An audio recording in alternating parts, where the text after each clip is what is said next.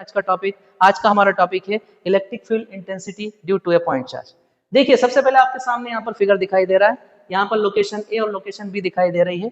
Location ए के ऊपर point charge रखा हुआ है, जो चार्ज अपनी खुद की फील्ड बनाता है उसे हम सोर्स चार्ज बोलते हैं। तो पॉइंट चार्ज क्या है? एक सोर्स चार्ज है जो अपनी इलेक्ट्रिक फील्ड बनाएगा।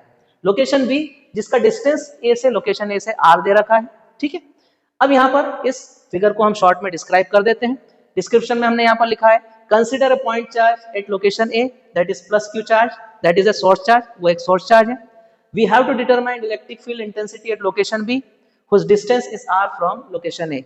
मतलब हमें लोकेशन बी पर इलेक्ट्रिक फील्ड की इंटेंसिटी निकालना है जिसकी दूरी लोकेशन ए से कितनी है? r है, ठीक है। साथ में हमने ये भी एज्यूम किया है कि assume a unit positive test charge at location B that is Q naught. हमने एक यूनिट पॉजिटिव टेस्ट चार्ज को लोकेशन बी के ऊपर एज्यूम कर रखा है, ठीक है। यूनिट पॉजिटिव टेस्ट चार्ज क्या होता है? टेस्ट चार्ज एक ऐसा चार्ज होता है जिसका मैग्नीट्यूड सोर्स चार्ज के कंपैरिजन में नेग्लिजिबल होता है ना। और किसी भी सोर्स चार्ज के द्वारा बनाई गई इलेक्ट्रिक फील्ड को चेक करने के लिए या टेस्ट करने के लिए इस चार्ज का यूज करते हैं, इसीलिए हम इसे क्या बोलते हैं? टेस्ट चार्ज बोलते हैं। तो चलिए लोकेशन ए और लोकेशन बी पर आप देख रहे हैं कि दो चार्जेस रखे हुए हैं और दोनों चार्जेस के बीच में r डिस्टेंस है। कूलम्स लॉ के अकॉर्डिंग हम क्या बोल सकते हैं कि अगर दो चार्ज रखे हुए हैं और दोनों चार्ज के बीच में कुछ डिस्टेंस मेंटेन है तो उन दोनों चार्जेस के बीच में बनने वाली फोर्स, इलेक्ट्रोस्टैटिक फोर्स, उन दोनों चार्जेस के प्रोडक्ट के डायरेक्टली प्रोपोर्शनल होगी और दोनों चार्जेस के बीच में जो डिस्टेंस है उसके स्क्वायर के इनवर्सली प्रोपोर्शनल होना चाहिए। तो सबसे पहले हम क्या करते हैं? कूलम्स लॉ अप्लाई करते हैं और कूलम्स फोर्स लिखते हैं यहाँ पर according to Coulomb's law. According to Coulomb's law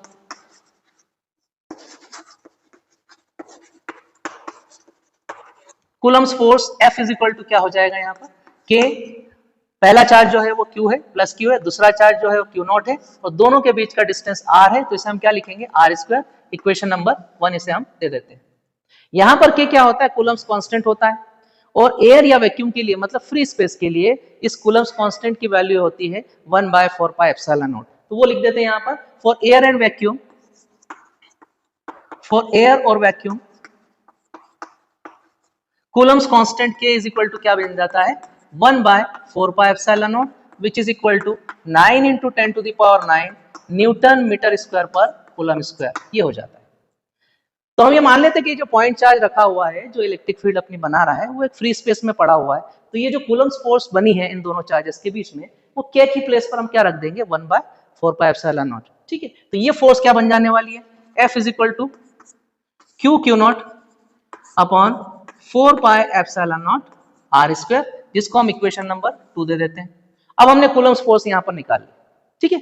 electric field intensity B के ऊपर कितनी होना है ये हमें निकालना है, उसका फॉर्मूला बनाना है इस पॉइंट चार्ज की वजह से। इलेक्ट्रिक फील्ड इंटेंसिटी की डेफिनेशन ये बोलती है कि electric field intensity at a particular location या at a particular point is defined as the force experience per unit test charge at that point. मतलब उस लोकेशन पर रखा हुआ यूनिट टेस्ट चार्ज के द्वारा कितनी फोर्स एक्सपीरियंस हो रही है वही बताती है उस लोकेशन की इलेक्ट्रिक फील्ड इंटेंसिटी। तो by definition of electric field intensity हम इलेक्ट्रिक फील्ड क्या लिख सकते हैं? By definition of electric field intensity हम लिख सकते हैं E is equal to force experience per unit test charge. इसे हम इक्वेशन नंबर 3 दे देते हैं। अब आप देखिएगा कि यूनिट टेस्ट चार्ज के ऊपर जो कूलम्स फोर्स लग रही है वो कितना लग रहा है? F is equal to Q naught upon 4 pi epsilon naught R square.